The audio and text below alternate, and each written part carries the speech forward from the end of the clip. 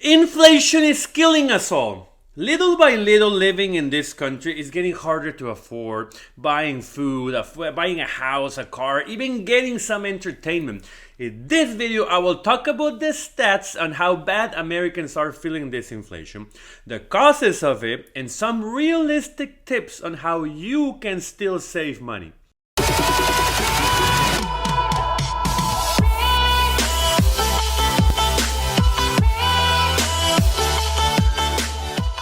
Hi there, welcome to your channel, The Foreigner in America, where I teach locals and foreigners everything related to money and personal finances, including investing in the markets, cryptos, real estate, and businesses. So if you're someone like myself who wants to achieve greater wealth in life, you don't settle for pennies but for Benjamins, and you love money, please subscribe to this great channel and hit that bell so you don't miss any one of my 2 weekly videos. Also, check out my Instagram, TikTok, and my blog under The Foreigner in America.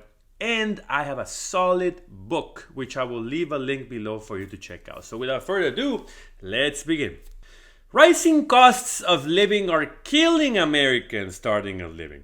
So 2/3 of working adults said that they're worse off financially than they were a year ago, according to Salary Finance. What are people doing to replace the extra money they need to live? Are they cutting out on things? Nope. They're eating their savings or taking on debt from credit cards. Nearly 72% of consumers have less in savings than last year, while in February it was only 55%. And 29% said that they wiped out their savings completely. This was based on a 500 adult survey. So what measures inflation attacking us is the CPI, our Consumer Price Index. It measured prices of goods and services, and it's still pretty high for September, highest level since the early 1980s. The average hourly earnings for workers declined 0.1% for the month adjusted for inflation, and it's off 3% from a year ago. This means that you're making less money in an economy whose prices are going up every month. People paycheck to paycheck will be in worse conditions, while others are being pushed into financial breakdown. 32% of adults said that they run out of money between pay periods. Let's just analyze this for a little bit more. Stay with me because it's bad. If you have 20 people in a room, let's say in an office working on different positions, 6 will not have money in their account before the next payday. So you might say, Jaime, this is because they don't make enough money. True. But high earners, which means 100K or more a year, half of them are having a hard time staying afloat and have less savings than they did in 2021. So 40% of adults said that they're less able to afford their bills compared to a year ago. Doesn't matter your gender, race, ethnicity, sexual orientation, or earnings. Half of Americans making 6 figures are struggling. The Fed will keep raising rates to control inflation, which will not get controlled since it's fueled by the price of gas and the war. Those 2 things have nothing to do with the Fed rates. One thing the Fed will do is ensure that no one in this country can afford a house with a loan. I mean, who in his right mind will buy the average home, which is $430,000 on a 10% mortgage interest rate for 30 years. Since this is here to stay, let's talk about what makes a man or a woman broke and try to avoid it. Spending money and saving money are the 2 things you need to focus on. For single individuals, getting an expensive mortgage, paying a big car loan, using a credit card irresponsibly, having a wife or husband who is a spender, and having kids, pets, and taking any kind of loan will most likely make you broke. Just the idea of owning 100% of your money for yourself is beautiful. I'm not saying you should never go for any of this, but do it when you're financially stable, not living paycheck to paycheck. My biggest expense besides housing is food. Every time I go to the supermarket, I get reminded of how bad things are and how careful I have to be. My biggest advice is go to a cheaper supermarket, avoid places full of organic stuff, and go for the basics. Never go to the market hungry or you end up buying stupid things that you need. For families where you need to feed many mouths, go simple. Vegetables are filling and not very expensive, like potatoes, sweet potatoes, squash, grains like beans and rice. For meats, go for whole chickens.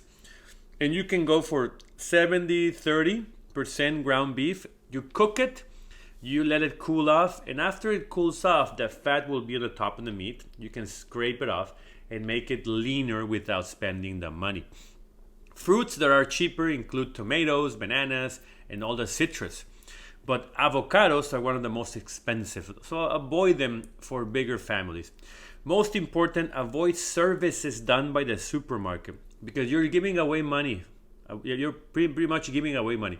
Boneless, skinless, trimmed chicken. I mean, cut it yourself. Do the meat trick. Avoid fruits and vegetables already cleaned and cut, as well as cooked already. Buying raw will always be the cheapest. Buying packaged meals is very expensive, although they market them as cheap. The amounts are tiny for the price you pay. For a single guy who works all day and wants to buy meals and save time, it's fine. But for a family, avoid them at all costs. Also, get a Costco membership for $60 and buy all toiletries, snacks, and things that you always use. But check prices per ounce or per pound to make sure that you're really saving money. Because at the end of the year, you need to save at least more than $60 that you pay for the membership to be worth it. The $1.50 hot dog with soda is one of the best things you buy for your kids if they want junk food. So use it to your advantage. That's the way the store attracts people, rotisserie chicken and hot dogs, so buy those in Costco all the time. Monthly subscriptions are a pain to American wallets, so cancel them all and choose one. If you're going to go for Netflix, pay Netflix and cancel the rest. You don't need to have 7 movie subscription services. I mean, you're not a movie critic. If you're not getting paid to watch TV, then cancel them and negotiate your bills. Millions of Americans are prey to companies who raise their rates and prices every end of the contract. $10 here, $20 here. Remember, we need to save money, so call the company and ask for a discount or change to the competitor. Because of your electric bill, beware of it. Millions of Americans leave the AC on at 70 degrees in their houses all day, and no one is ever home. Do you know that 50% of your electric bill is your AC? You're cooling or heating a house when no one is there. Buy a smart thermostat which you can program and turn the AC on an hour before you get home. You save a ton of energy. For single guys out there, careful with the bar tabs. $100, $200 a night can go fairly quickly. I'm not saying you should never go out, but use your intelligence a little bit. Use happy hours with cheap beer or drinks. Get domestic beers instead of seltzers. Avoid shots and avoid buying drinks to other people unless you're getting your money's worth, if you know what I mean. If you like going to a specific place over and over and over again, buy gift cards and get a discount. On Black Friday, which is around the corner, they give you $100 if you buy a $75 gift card or $125 for $100. That's a 25% discount every time you go. If your car has a turbo on the engine, then it needs premium gasoline, 91 octanes or more. If your car has a naturally aspirated engine, meaning no turbos, use the cheapest gas you can get. Waste of money to be using premium gas if your car doesn't have a turbocharger or a supercharger. How do I know? Floor it, and if your head pressed on the seat, that's probably a turbo. Housing is a big thing today.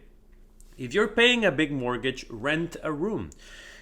Even if you're married, you can accommodate someone in your house. If you're single, trust me, you need to rent a room.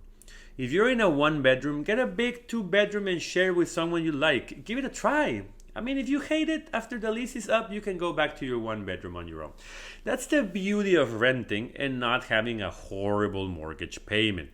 Procrastinate shopping as much as you can. Just as you do it with the gym or eating healthy, do it with shopping. Every time you want something, give it 2 weeks. You will spend less money. Also, set a budget for spending and never surpass it. People making 6 figures are struggling with money, which drives me insane. I understand if you're a family of 4 or 5 and 100K is not enough, or if you're living in California, but some people are single, living in Texas, making 100K and living paycheck to paycheck. What are you doing? Ah, but you're driving an $80,000 truck, which costs you $800 a month, $400 in gas, and $300 on insurance. It's your fault, man. I mean, scary times are coming, and you have to be prepared. I gave you pretty good advice on how to save some money in times of inflation, as well as stats on how other people are doing. So I hope you enjoyed them as much as I did. But remember, take control of your life and take control of your money. So thanks a lot for watching this video. If you enjoyed it and found useful information, give me a like, subscribe to this channel, and hit that bell so you don't miss any one of my 2 videos as soon as they come out. So have a great day, enjoy the sun, don't lose any money, and I'll see you next time.